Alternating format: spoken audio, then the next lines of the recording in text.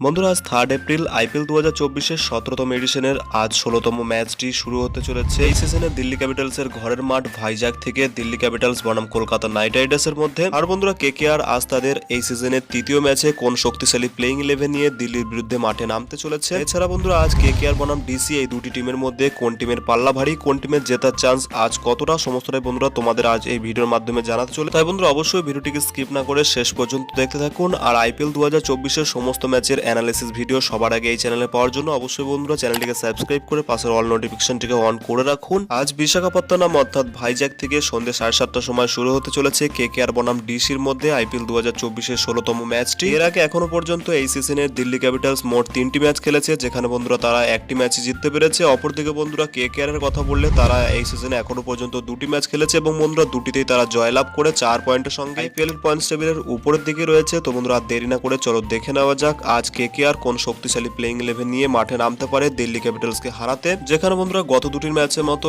এই ম্যাচেও কেকেআর এর ওপেনিং জুটিতে থাকতে চলেছেন সুনীল নারিন, যার সঙ্গে বন্ধুরা থাকতে চলেছেন English wicket keeper batters Phil Salt. আজকের ম্যাচে কেকেআর এর মিডল অর্ডারের কথা বললে সেখানে খেলতে চলেছেন ভেঙ্কটেশ আইয়ার, নাম্বার 4 পজিশনে থাকতে চলেছেন এই দলের ক্যাপ্টেন শ্রেয়স আইয়ার, যার জন্য বন্ধুরা এই ম্যাচটি অত্যন্ত গুরুত্বপূর্ণ হতে চলেছে। এছাড়া বন্ধুরা প্লেইং 11-এ থাকতে চলেছে নীতিশ রানাও, যার পর বন্ধুরা কেকেআর এর লোয়ার অর্ডারে ব্যাটার্স রূপে থাকতে চলেছে এই সিজনে দুজন সবথেকে বিধ্বংসী ফিনিশার রিঙ্কু সিং এবং বন্ধুরা আন্দ্রে রাসেল। এরপর বন্ধুরা কলকাতার আজকের ম্যাচে বোলিং লাইন আপের কথা বললে সেখানে বন্ধুরা থাকতে চলেছেন মিচেল স্টার্ক, যাকে বন্ধুরা এবছর কলকাতা একটা মোটা অঙ্কের টাকায় তাদের দলে কিনে নিয়ে এসেছে। কিন্তু বন্ধুরা এখনো পর্যন্ত এই সিজনে কেকেআর এর হয়ে কোনো উইকেট সংগ্রহ করতে পারেনি, অথচ বন্ধুরা তিনি দুটি ম্যাচে 100 রান কনসিডার করে ফেলেছেন, যার কারণে বন্ধুরা আজ মিচেল স্টার্কের জন্য এই ম্যাচটি হতে চলেছে অত্যন্ত গুরুত্বপূর্ণ। এছাড়া বন্ধুরা দিল্লির বিরুদ্ধে আজ কেকেআর এর হয়ে বোলারদের মধ্যে থাকতে চলেছেন অনুকূল রয়, যিনি বন্ধুরা গত ম্যাচে সুযোগ পেয়ে ভালো পারফরমেন্স করেছিলেন। থাকতে চলেছেন হর্ষিত রানা, যিনি বন্ধুরা কেকেআর এর হয়ে এর আগে দুটি ম্যাচেই ভালো পারফরমেন্স করেছেন। এবং বন্ধুরা প্লেইং 11-এ থাকতে চলেছেন মিস্ট্রি স্পিনার বরুণ চক্রবর্তী। কিছুটা এমন হতে পারে আজ দিল্লি ক্যাপিটালসের বিরুদ্ধে কলকাতা নাইট রাইডার্সের বেস্ট প্লেইং 11, যার পাশাপাশি তাদের ইম্প্যাক্ট প্লেয়ারের কথা বললে সেখানে বন্ধুরা ব্যাটিং ইম্প্যাক্ট রূপে খেলতে চলেছেন রমনদীপ সিং। অপরদিকে বন্ধুরা যার পরিবর্তে বোলিং ইম্প্যাক্ট রূপে থাকতে পারেন বরুণ চক্রবর্তী। এখন বন্ধুরা দেখে নেওয়া যাক আজ বিশাখাপত্তনমের স্টেডিয়ামে কেকেআর বনাম ডিসির মধ্যে কোন টিমের শক্তি বেশি, কোন টিমের আজ জেতার চান্স কতটা, দুটি টিমের মধ্যে উইন পার্সেন্টেজ কত হতে পারে। এখানে বন্ধুরা দিল্লি ক্যাপিটালসের টপ অর্ডারের Prithvi Shaw, David Warner, Mitchell Marsh, Rishabh পান্তের মতো হার্ড হিটার প্লেয়াররা রয়েছে। কিন্তু বন্ধুরা তাদের টপ অর্ডারে ভালো হার্ড হিটার প্লেয়ার থাকলেও কেকেআর এর মতো রিঙ্কু সিং অথবা বন্ধুরা আন্দ্রে রাসেলের মতো হার্ড হিটার ফিনিশার নেই, যার কারণে বন্ধুরা দিল্লি ক্যাপিটালস প্রথম 3টি ম্যাচের মধ্যে 2টি ম্যাচই হেরে গেছে তাদের লোয়ার অর্ডারে হার্ড হিটিং ব্যাটিং পারফরমেন্সের জন্য। এদিক থেকে দেখতে গেলে কেকেআর দুটি ম্যাচের মতোই এই ম্যাচেও দিল্লি ক্যাপিটালসের বিরুদ্ধে অনেকটাই শক্তিশালী। অপরদিকে বন্ধুরা বোলিং অ্যাটাকের কথা বললে সেখানে কেকেআর এর হয়ে হর্ষিত রানা ভালো পারফরমেন্স করলেও মিচেল স্টার্ক তেমন কোনো ফর্মে নেই। দিল্লি ক্যাপিটালসের হয়ে আগের ম্যাচগুলিতে খালিল আহমেদ, মুকেশ কুমারের মতো পেস বোলাররা ভালো পারফরমেন্স করছে। এছাড়া বন্ধুরা স্পিন বোলিং ডিপার্টমেন্টের কথা বললে সেখানে বন্ধুরা কেকেআর এর কাছেও যেমন অনেকগুলি ভালো স্পিনার আছে, তেমনি বন্ধুরা দিল্লি ক্যাপিটালসের কাছে অক্ষর প্যাটেল, কুলদীপ যাদবদের মতো রেগুলার ভারতীয় দলে খেলা স্পিনার রয়েছে, যার কারণে বন্ধুরা দুটি টিমের বোলিং ডিপার্টমেন্টের কথা বললে সেখানে বন্ধুরা দুটি টিমের বোলিং অ্যাটাক হতে পারে অনেকটাই সমান সমান। এছাড়া বন্ধুরা ডিসি এবছর তাদের ঘরের মাঠ ভাইজ্যাক স্টেডিয়াম থেকে আজ ম্যাচ খেলতে চলেছে, যার জন্য এই মাঠের কিছুটা অ্যাডভান্টেজ দিল্লি ক্যাপিটালসের হয়ে থাকতে চলেছে। সবকিছু মিলিয়ে দুটি টিমের মধ্যে কম্পারিজন করলে